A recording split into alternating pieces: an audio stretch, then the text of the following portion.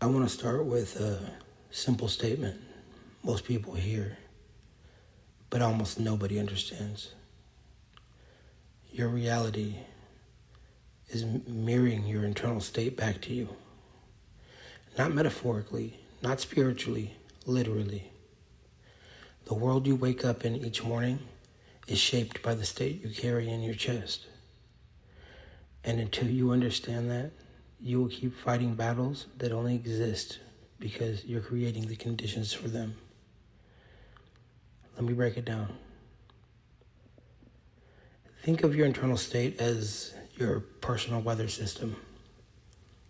If you're carrying a storm inside, resentment, fear, anxiety, your mind will scan the world for anything that confirms that storm. Not because you're cursed, but because your brain is a prediction engine. It wants your internal story to match your external reality.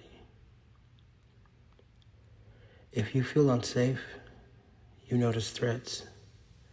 If you feel unworthy, you notice rejection. If you feel powerless, you notice obstacles. This isn't spirituality. This is neurology. Your internal state decides what you see and what you miss. Two people can walk into the same room. One sees opportunity, one sees danger. The room is the same. The person isn't. You live inside something I call the echo loop. Your state shapes your perception. Your perception shapes your decisions.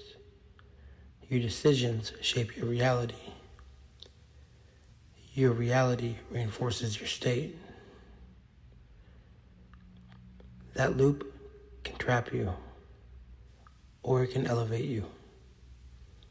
Let me give you an example. If your internal state says, "I'm not good enough," you move cautiously, you speak quietly, you avoid risk.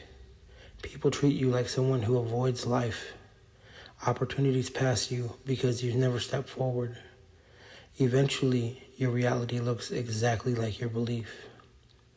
And the echo comes back. "See? I told you you weren't enough." The loop closes.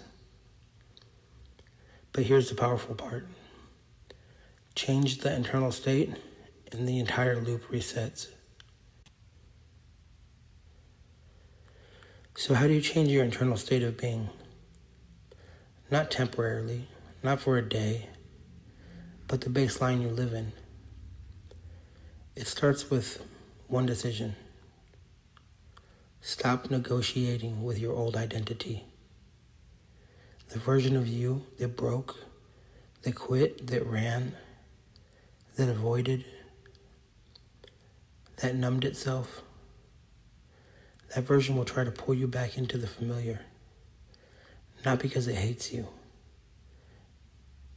but because it knows how to survive. People don't stay stuck because they're weak. They stay stuck because their nervous system is loyal to the past. To change your state, you have to give a system a new pattern to be loyal to. This is where people get it all wrong. They think they need to heal every wound, unpack every memory, and find themselves. No. Transformation isn't archaeology, it's construction.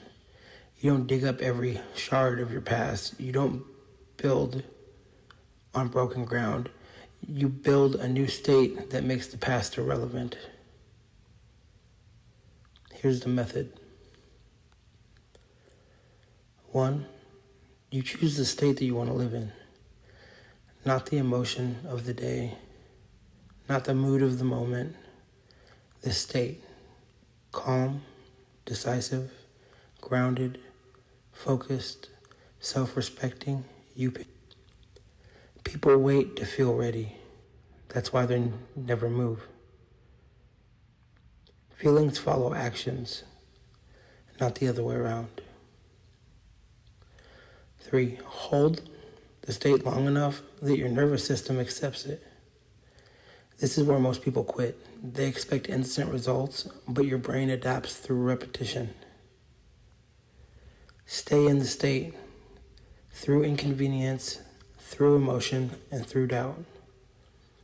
That's when the rewiring happens. Here's the part that feels supernatural, but it's not. It's just cause and effect. When your state changes, you stop responding to life in the same way. You stop tolerating what drains you. You stop collapsing under stress. You stop pulling people towards you who match your wounds. Suddenly, conversations feel different. You get treated with more respect. People who fed off your old state fall away. You notice changes and chances that you never saw before. You feel like life opened up. Nothing mystical happened. You just became someone who belongs in a better reality, and your environment responded. Life always adjusts to the level of person living it. There's a moment, if you stick with it, with the new state long enough, where everything flips. It's the moment where you're no longer playing a role, where the new state isn't an act, where you don't have to force it. You just wake up and one day, the old version of you feels like a distant memory. Most people won't even realize till long after this has happened. Not because you defeated it, but because you outgrew it. And when you outgrow your past internal state, you grow into a reality that would have never existed for the old you.